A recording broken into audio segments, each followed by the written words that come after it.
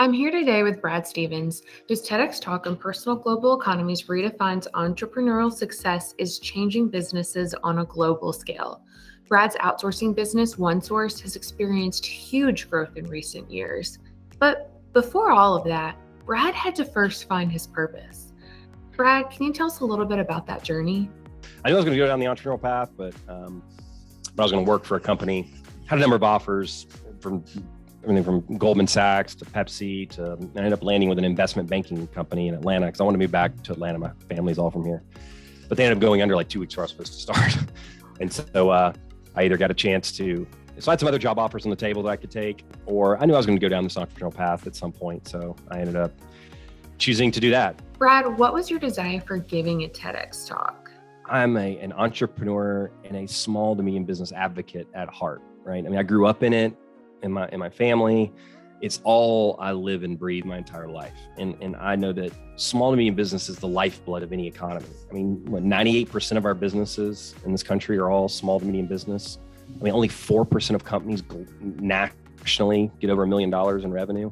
But it's the mom and pop shop on the corner that sell donuts. It's the local insurance guy. It's the local a video marketing company. So it starts off me just a passion for small to medium business. And when I learned about this world and I saw how much it can be just completely life and game changing, and per my TEDx talk, revolutionizing entrepreneurial success, it really does. Once you realized you wanted to give a TEDx talk about outsourcing, what were some of the challenges that you faced trying to land one? So the challenge was just getting the opportunities in front of people and I wasn't getting paid for any of those. Like any business group organization let me speak, I agreed to do it just because it gave me more reps and opportunity. So I did this thing called data scraping, where I had an offshore resource kind of create a data scrape and put in a spreadsheet, a list of all of the chambers of commerce and business organizations and so forth in the Atlanta area. They could search and get the name and email address of the content director, whoever's the manager of the organization, whatever. And I just did a lot of mass outreach via that way and said, hey, here's my content. Here's what I speak on. I think I'd gotten featured in Eat Magazine for something. I was able to use that for credibility. I used everything I could. And along the way, and as you know, the more credibility you can build, you get more articles published. What was another challenge you faced on your TEDx journey? Did you think landing your talk would be difficult? And I knew mine would be difficult because it can look more commercial-like, right? In terms of, here's a guy who's an outsourcing business. He's doing a TED talk on outsourcing. So it had to be a place that would get and see my content. And that's when you decided to partner with Thought Leader, right? Now, what did Thought Leader bring to the table in your journey? It helped me kind of come up with like those 3 risks, that I talked about in the TED talk about, what is it? Like I hadn't really formalized that concept before until I did the TED talk. And now it's actually something I fold into a lot of other things that I do. So it forced me to think about a framework to communicate the message in a different way I've ever had to do it before. Really, I'm able to leverage in a lot of other writing and content and so forth. And this is kind of a good story for a lot of your potential clients to listen to is, people don't realize like what they have in their head, like their life experiences that they have that can be valuable for other people. I just did this outsourcing gig economy stuff just to try and save my last business. I didn't realize that knowledge and competency on its own had value.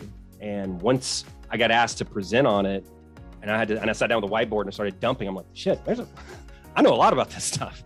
And once I started organizing it and kind of creating a structure to it, and since then I've done a lot more of it, it's like, wow, and then I started presenting to a couple of people and people went, oh my gosh, this is amazing. I never knew I never knew you could do that and do this. And it started building confidence for me that it had value. I know you submitted a lot of applications before you landed your talk. Can you tell me a little bit more about what that was like? After a while, that applications didn't work out. We did a bit of a retooling on the bio and on the application process. So I appreciate the consistency. You guys didn't give up. You continued to reach out and let's retool it a little bit and reshape the message a bit. And so we did that. And maybe that's part of the reason why we ended up finally landing one. Now that you've landed your talk, I see that TED has even posted it to their website and you're approaching 100,000 views.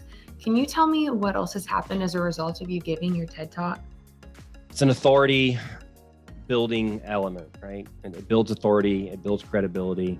So it will help with landing more speaking opportunities, but also when it comes to wanting to experience the world of outsourcing and BAs, a lot of small to medium businesses I shared kind of have what I call DFCs, doubt, fears, and concerns about, well, how does this all work? And What about competency? What about time zones? What about language? What about security? All that kind of stuff. So there's a lot of, it's kind of like you're kind of guilty till proven innocent a bit when people want to engage in using you for VAs and outsourcing. They're like, okay, I think this is going to fail, but I'm willing to give you a try because this Brad guy says this stuff is great and he's had a lot of experience with it. So it helps build authority and credibility in my repertoire that we share to leads and the prospects and the clients. So actually we have a nurture email sequence. So when someone goes to our website on Outsource Access, we have a lead magnet, a guide that they opt into, the top 7 tasks that a VA can do for you immediately. They download it, puts them in a nurture sequence. And I think our team's implemented it now, but like the 4th or 5th email. So my first set of 10 emails. So I believe very much there's a 3-part element to building nurture email sequences. And the first set needs to be nothing but authority building. People don't care how much you know until they know how much you care.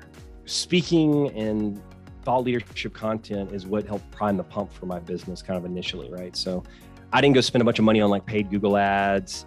I didn't spend a bunch of Facebook ads. We did some here and there, but honestly, what has built the majority of the following and engagement in our business has been the speaking and content that we put out, the education, kind of approach. And because of that, it's brought very good quality clients and clients that now it helped create that base.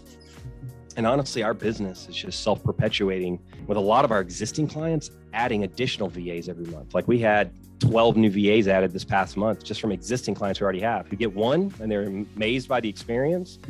And then they want another and another. I mean, like I said, our largest client has 80 VAs. We probably have, 15, 20 clients that have 5 or more, and then we have a bunch that are 1 and 2, but existing growth from existing clients. And every single month, right, again, we leverage all this content. So every single month, all to our existing customers and all of our leads, we have a newsletter that goes out and we have a dedicated email blast we're about to do just on this TEDx talk to every single client, every single lead that we have.